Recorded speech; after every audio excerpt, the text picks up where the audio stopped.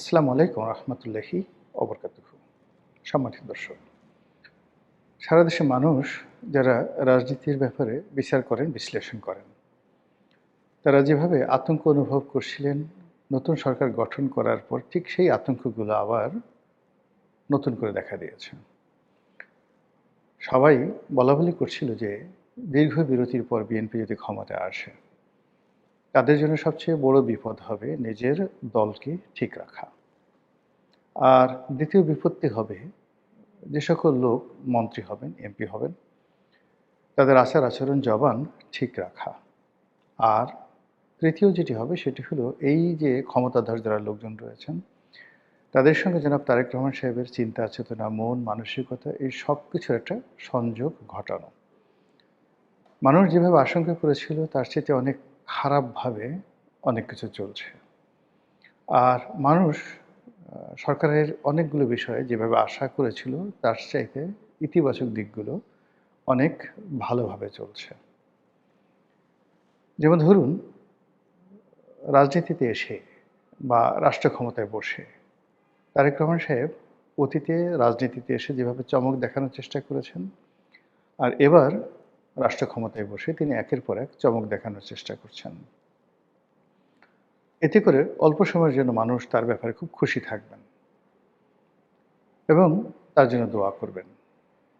কিন্তু আমাদের দেশের যে মন মানসিকতা, এটি প্রবলভাবে ফ্লাকচুয়েট করে, সময়ের সাথে বিবর্তিত হয়।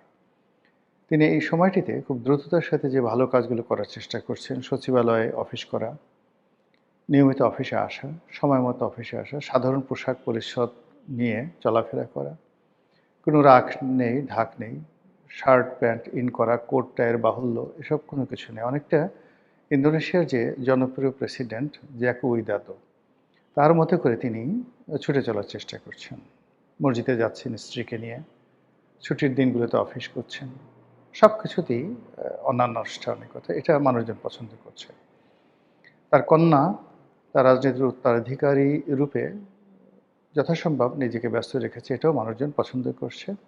তার স্ত্রীর নীরবতা পছন্দ করছে এবং খুব দ্রুত গতিতে তিনি অনেকগুলো সিদ্ধান্ত নিয়েছেন, যে সিদ্ধান্তগুলো বাস্তবায়িত হলে সরকারের জন্য খুব ভালো হবে।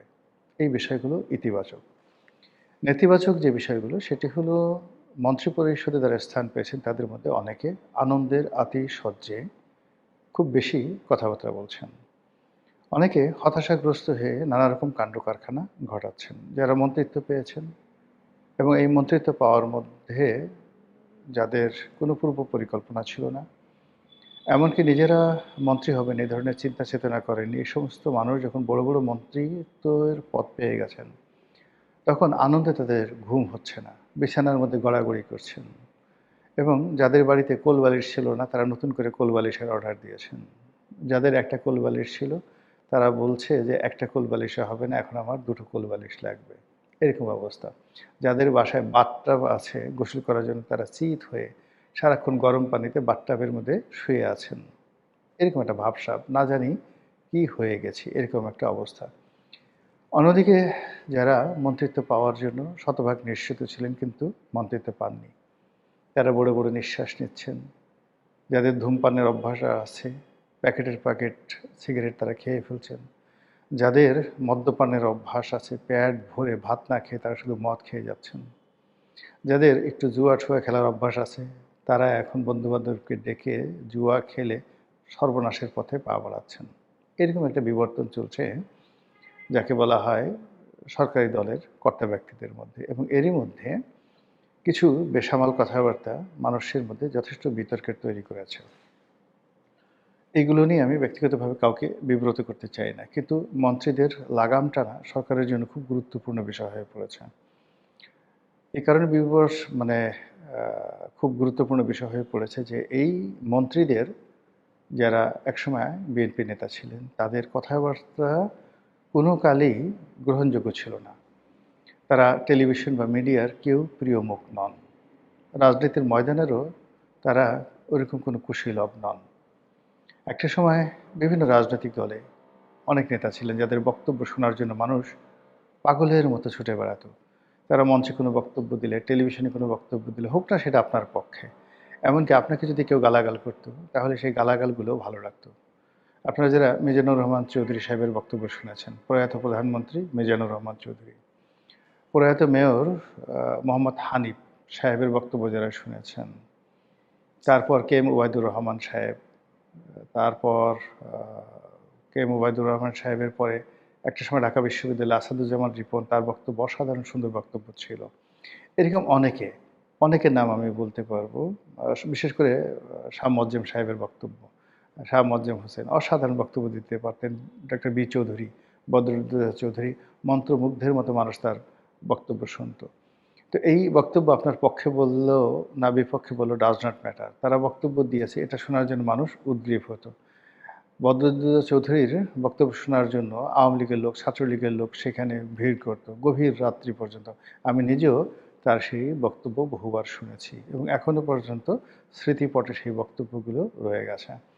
দুর্ভাগ্যজনক হলেও সত্যি যে এই মুহূর্তে বিএনপির মধ্যে এমন কেউ নেই যার বাগ্মিতা রয়েছে এবং যার বক্তব্যের মধ্যে ওইরকম আকর্ষণীয়তা রয়েছে, কারণে হোক অকারণে হোক, বিনা প্রয়োজনে হোক, যেভাবে হোক একজন বিএনপি নেতা বক্তব্য দিচ্ছেন আর মানুষ হুমড়ি খেয়ে তার বক্তব্য শুনছেন, এরকম কোনো লোক বিএনপিতে নেই। বিএনপিতে কোনো লেখক নেই যার লেখা মানুষ পড়ে, কোনো কবি নেই যার কবিতা পড়তে পারে। একটা সময় বিএনপির পক্ষে কলম ধরতেন সেই জায়জাদিনের শফিক রহমান, জায়জাদিনের শফিক রহমানের পরে সিরাজুর রহমান, সম্ভবত শফিক রহমান সাহেবের বড় ভাই সিরাজুর রহমান। এরপরে রয়টার্সে চাকরি করতেন আতিকুল ইসলাম সাহেব, আতিকুল হক সম্ভবত, অসাধারণ লেখা লিখতেন। তাদের সঙ্গে পাল্লা দিয়ে লিখতেন আবেদ খান, এ বি এম মোছা, আব্দুল গাফফার চৌধুরী, এবং পত্রিকার পাতায় মানুষ পাগলের মতো তাদের সেই লেখাগুলো পড়ার জন্য মানে অপেক্ষা করতেন, একবার দুইবার তিনবার। এখন সেই লেখক বিএনপির পক্ষে কলম ধরার মতো অনেক লোক আছে, সেই কলম দিয়ে সব অকথ্য বের হবে। অবশ্য মারুফ কামাল খান আছেন, একসময় বিএনপির যে প্রেস সচিব ছিলেন সম্ভবত বেগম খালেদা জিয়ার, তো তার লেখার হাত ভালো। তো তিনি আর আগের মতো লিখছেন না, এর বাইরে ওইরকমভাবে শফিক রহমান সাহেব বয়স হয়ে গেছেন, তিনি এখন বিএনপির সাথে সম্পৃক্তও নন। তো কাজেই বিএনপিতে আকর্ষণ সৃষ্টি করার মতো মানুষ বক্তব্য দিয়ে বা লিখে মানুষকে মন্ত্রমুগ্ধের মতো টেনে আনার মতো মানুষ নেই। এর ফলে কী হলো, এখন যারা আছেন তারা যে বক্তব্যগুলো দিচ্ছেন এটা অনেকের মনে বিরক্তির সৃষ্টি করছে, বিএনপি সম্পর্কে বিরূপ ধারণা পোষণ করছে।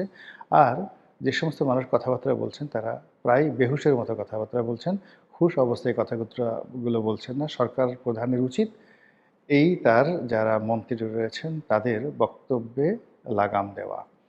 আদারওয়াইজ সরকারের পতনের জন্য বা সরকারের যাকে বলা হয় দুঃসময়ের জন্য অন্য কারো সাহায্য সহযোগিতার দরকার হবে না। এই মন্ত্রীদের বছর মুবারক যথেষ্ট হয়ে যাবে। এটা গেল এক।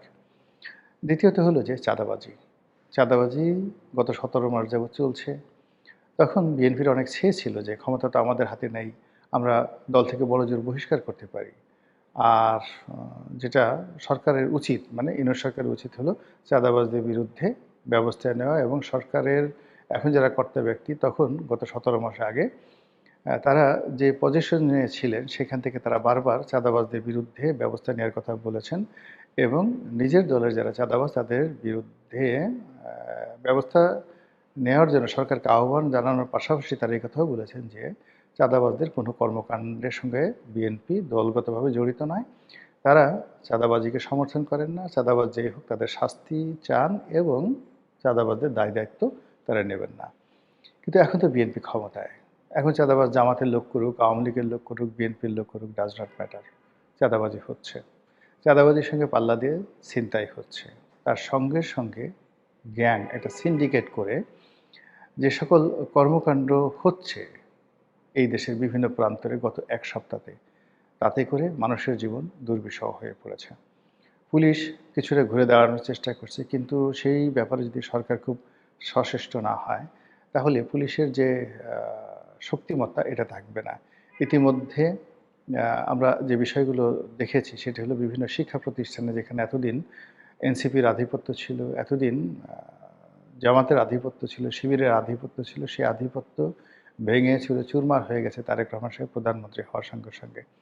এবং সেই আধিপত্যের দাপট এতটা বেশি যে ঢাকা বিশ্ববিদ্যালয়ের ভাইস চ্যান্সেলর তিনি পাগল হয়ে গেছেন পদত্যাগ করার জন্য। তিনি বিধি মোতাবেক রাষ্ট্রপতির দরবারে গিয়েছেন পদত্যাগপত্র পেশ করার জন্য। তারপরে আবার সেখান থেকে ছুটে এসেছেন শিক্ষামন্ত্রীর কাছে যেন তার পদত্যাগটি দ্রুত হয়। তিনি বিশ্ববিদ্যালয় ক্যাম্পাস খুব তাড়াতাড়ি ছাড়তে চাচ্ছেন। এই কারণ হলো আমরা পেঁচা বলি, অলক্ষী বলি কিংবা শনির দশা বলি। এই জিনিসগুলো যে তার দিকে খুব ধেয়ে আসছে, এই ভদ্রলোক তার সিভি তার যে ব্যক্তিগত তথ্য এগুলো নাকি ৩৭ পৃষ্ঠা, যে তিনি কোথায় কি শিক্ষকতা করেছেন, কোথায় কি ডিগ্রি নিয়েছেন, তার এত যোগ্যতা, সেই যোগ্যতা এখন তার জন্য লায়াবিলিটিস হয়ে গেছে। অথচ যেদিন তাকে সিলেক্ট করা হয় সেদিন আমি প্রথম ব্যক্তি, একেবারে প্রথম ব্যক্তি যিনি ফেসবুকে স্ট্যাটাস দিয়ে তার জয়েন করার আগে তার নামটা শোনার সঙ্গে সঙ্গে বলেছিলাম যে এটা একটা ভুল সিদ্ধান্ত হলো। এই ভদ্রলোকের জীবন তছনছ হয়ে যাবে, তিনি কিচ্ছু করতে পারবেন না। কারণ অনেকে ভুল বুঝেছেন। এ কারণ হলো এই ভদ্রলোক নির্ঘাত জামাতের লোক ছিলেন। জামাতে আমার যারা শুভার্থী ছিলেন তারা চিন্তা করলেন যে মিস্টার রনি এতকাল আমাদেরকে বিভিন্ন গুপ্তভাবে আমাদেরকে নৈতিক সমর্থন জুগিয়েছে, আমাদের পক্ষে মাঝে মধ্যে কথাবার্তা বলেছে। এখন এই পট পরিবর্তনের পরে হঠাৎ এমন কি হলো যে এখন ডাকসুতে ঢাকা বিশ্ববিদ্যালয়ের যে ভাইস চ্যান্সেলর রূপে জামাতপন্থী একজন লোক আমরা নিয়োগ দিতে পেরেছি, তার বিরুদ্ধে কথা বললো। তো তারা বুঝতে পারেননি আমি যে কথাটি বলেছিলাম যে এখানে যারাই টিকে থাকে বা যারা আছে তাদের পিছনে একটা শক্তিশালী রাজনৈতিক পক্ষ থাকে এবং সেই রাজনীতির ধারাবাহিকতা থাকে। বিশেষ করে ৯১ সাল থেকে আমাদের বিশ্ববিদ্যালয়গুলো এবং সেখানকার ভাইস চ্যান্সেলর পদগুলোর সঙ্গে রাজনীতির যে সম্পৃক্ততা জঘন্য পর্যায়ে পৌঁছে গেছে এবং ক্ষেত্র বিশেষে নোংরামি, এত নোংরামির পর্যায়ে পৌঁছে গেছে যে ওখানে কোনো ভদ্রলোক আসলে সহজে যেতে চায় না। কিন্তু এরশাদ জামানাতে আমরা যত কথাই বলি না কেন, সেখানে এতটা রাজনীতিকরণ ছিল না। বিশ্ববিদ্যালয়ের শিক্ষকদের রাজনীতি ছিল, কিন্তু প্রক্টর, তারপরে বিভিন্ন অনুষদের ডিন এবং ভাইস চ্যান্সেলর যে পদগুলো, এগুলোর একটা সম্মান ছিল, মর্যাদা ছিল। স্বয়ং প্রেসিডেন্টও বিশ্ববিদ্যালয়ের ভাইস চ্যান্সেলরের সঙ্গে কথা বলতে ১০০ বার চিন্তা করতেন, কিন্তু এখন সেটি নেই। এখন ঢাকা বিশ্ববিদ্যালয়ে কেন, যে কোনো বিশ্ববিদ্যালয়ের ভাইস চ্যান্সেলর যে কোনো ছাত্র দ্বারা লাঞ্ছিত হতে পারেন। গত ১৭ মাসে সেই সংস্কৃতি প্রতিষ্ঠিত হয়েছে। ফলে এই যে ভদ্রলোক, দেখে শুনে মনে হয় নম্র, ভদ্র, একেবারে নেহায়েত একজন একাডেমিশিয়ান, যার জীবনই ব্যয় করেছেন তিনি শুধুমাত্র ছাত্রদের পিছনে, শিক্ষা প্রতিষ্ঠানের পিছনে। তো সেই মানুষটি বাকি জীবন সুস্থ থাকতে পারবেন না এবং তাকে যেখানে পাওয়া হবে সেখানে লোকজন টিটকারি করবে, বিভিন্ন কথাবার্তা বলবে এবং তাকে নিয়ে ট্রল করার চেষ্টা করবে। এই কথাটাই আমি আসলে ১৭ মাস আগে যখন তিনি নিয়োগ লাভ করার পর্যায়ে ছিলেন তখন আমি বলেছিলাম। তো এনিওয়ে এভাবে আরও অনেকগুলো কথা আমি বলেছিলাম ওই সময়টিতে, যে এই দিন নয়, আরও দিন আছে। অন দ্য লং রানে বাংলাদেশের দুটো যে রাজনৈতিক দল, বিএনপি এবং আওয়ামী লীগ, এই দুটো রাজনৈতিক দলের যে বেজ, এই বেজটি আসলে এখন জামাত বলতে পারে যে আমরা অনেকগুলো সিট পেয়েছি, কিন্তু এই বেজটি জামাতের যারা নেতৃবৃন্দ রয়েছেন তার সাথে অনেক বড় বড় মানুষ বিভিন্নভাবে চেষ্টা করেছেন যে বাংলাদেশের মূল ফান্ডামেন্টাল যে রাজনীতি, সেই রাজনীতির বাইরে বিকল্প শক্তি দাঁড় করানোর জন্য। আপনারা জানেন যে আওয়ামী লীগের অন্যতম তাত্ত্বিক গুরু ছিলেন বদরুদ্দীন উমর সাহেবের বাবা আবুল হাশিম সাহেব। তিনি একটা দল করেছেন খেলাফতে রব্বানী। 1954 সেই নির্বাচনে বেশ কয়েকজন খেলাফতে রব্বানী থেকে সংসদ সদস্য হয়েছিলেন। সেই দল টিকে না। যদি অভিজ্ঞতার ভিত্তিতে, বঙ্গবন্ধু যেখানে আবুল হাশিমের পায়ের কাছে বসে রাজনীতি শিখতেন, তো সেই আবুল হাশিম যখন রাজনীতি শুরু করলেন তিনি কিন্তু পারেননি। মাওলানা আব্দুল হামিদ খান ভাসানী, যার হাতে আওয়ামী লীগ সৃষ্টি, যার হাতে আওয়ামী যাকে বলে মুসলিম লীগ সৃষ্টি, যিনি মুসলিম লীগের এই যে বাংলাদেশ অবিভক্ত বাংলার মুসলিম লীগের খুব বড় নেতা ছিলেন। তো সেই তিনি যখন ন্যাপ করলেন তিনি কিন্তু সফল হতে পারেননি এবং তাকে ব্যর্থ হয়ে মারা যেতে হয়েছে।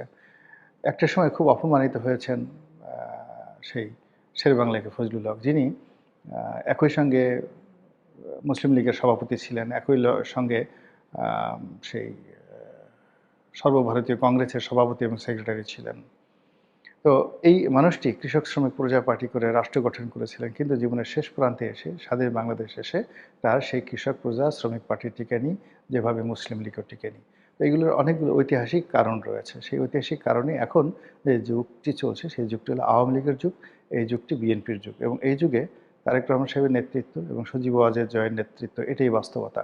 এটা মেনে নিয়ে তৃতীয় শক্তি, চতুর্থ শক্তি এইভাবে যদি ফ্রন্ট কেউ খুলতে চায় তাহলে রাজনীতি ভালো হবে। এর বাইরে একটা সুযোগ পেয়ে যদি কেউ মনে করে যে আমি বিশাল কিছু একটা হয়ে গেছি, আমি বাংলাদেশের প্রধানমন্ত্রী, নাহিদের মতো মানুষ বাংলাদেশের প্রধানমন্ত্রী হবে, আবার সেটা সেই সাবেক প্রেস সচিব শফিক বলতেছে।